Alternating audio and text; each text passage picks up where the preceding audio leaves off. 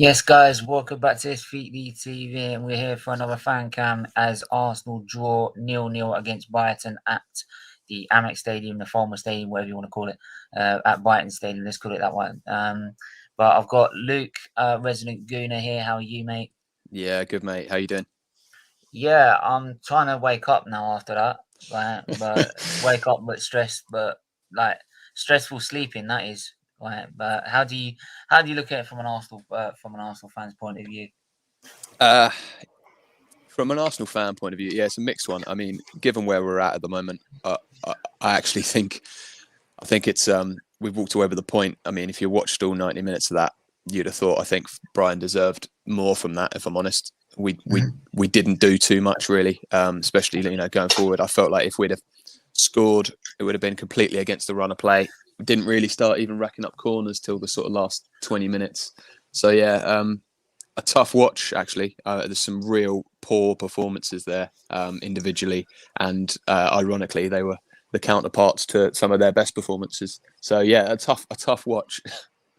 Yeah, I think we started off well. I mean, we started off well with Saka had got. I think he had the only opportunity that was on target, I believe, in the first 50 seconds. And you thought you'd push on from there, and we didn't really do that afterwards. No. And the fact that what really bugged me is that we had no control of the midfield, yet we had Partey and they didn't have Basuma. They had no Basuma. They had Lallana in there, so I thought that's it. We'd be dominating that midfield today, and it seemed at times that it was just like non-existent. Yeah, I think the midfield was where it was all going wrong. Really, not really sure how. It was just I mean, if they had Basuma in there today, I think they might have that last ball might have been a bit more clinical, and I think we'd have been driving back home with nothing. So yeah, I think the midfield was difficult. I think Kukurea just absolutely ransacked. Yes. Tomiyasu today. He didn't have a good game at all, and I think that he's probably thinking, "Geez, that's his first. What's this like? His third or fourth game in English football." It's his fourth game in English football. Yeah, and it's hammering it down. It's windy. It's he's down in Brighton. He's got all the fans on his case. He'll have learnt a lot today, but that wasn't a good display. I think Gabriel and Emil Smith-Rowe, and in the end Ramsdale. Well, I say in the end, all round actually, those three were. If we didn't have those three today, that we again wouldn't have even got a point. I think those three were the standout players.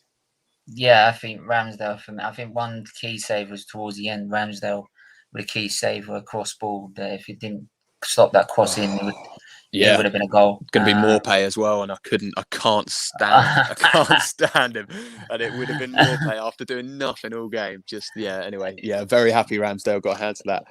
Yes, I mean, for me, I just from an Arsenal point of view, I just feel that if you've given that to any other, and obviously me being Arteta out, I just feel that if that was any other manager, we would be doing a lot more and putting a lot better performance in than that.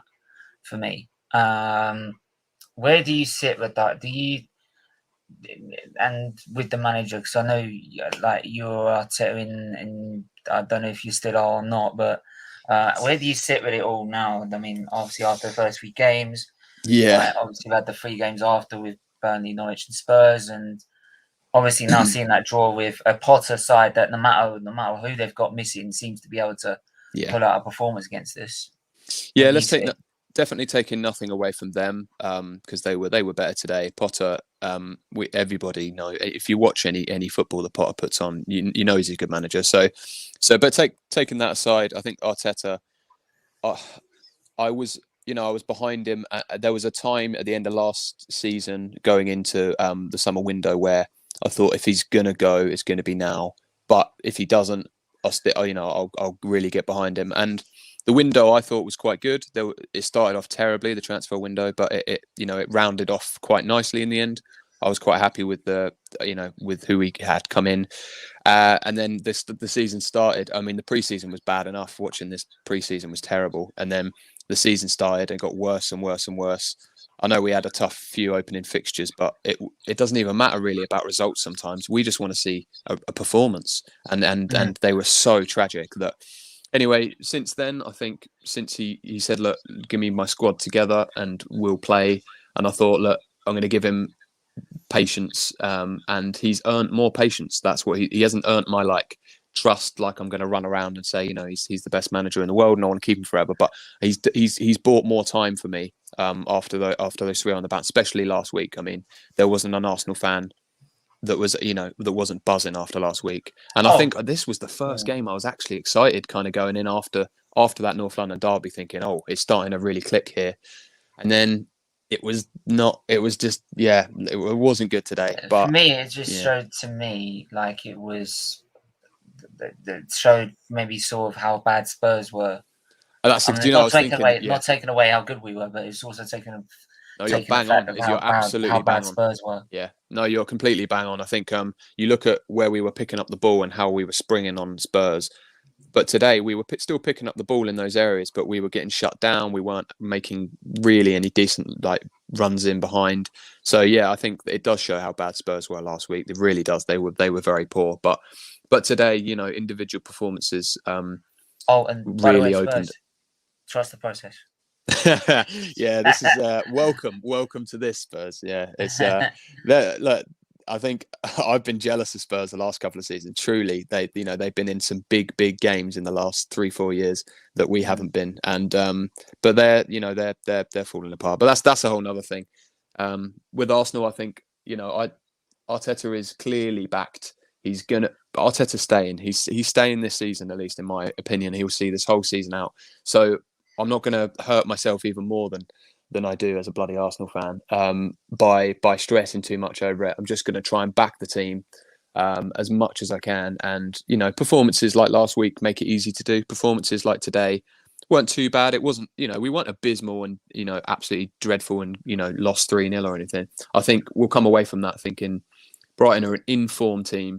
We played away from home. Some players for the first time experiencing that kind of like, I don't want to bring in like weather and all that, but it's a tough fixture. No one ever used to like going to Stoke and Bolton and all that, but this is Brighton are like fifth, absolutely flying, and we are still finding our feet. So to come away with a point ultimately isn't too bad a thing. So I don't know how I feel. I'm not really either. I felt the same as you. At some point I was dozing off, and other points I had head in hands waiting for corners to come in, just not wanting to look at more pace score because I knew it was coming, but thankfully it never came. But yeah, tough one. Yeah, I think that's the one thing. We need to get more pace score, do something terrible against us. I think that's one thing. But anything else that you want to mention on top of that? Your man of the match for Arsenal in that game?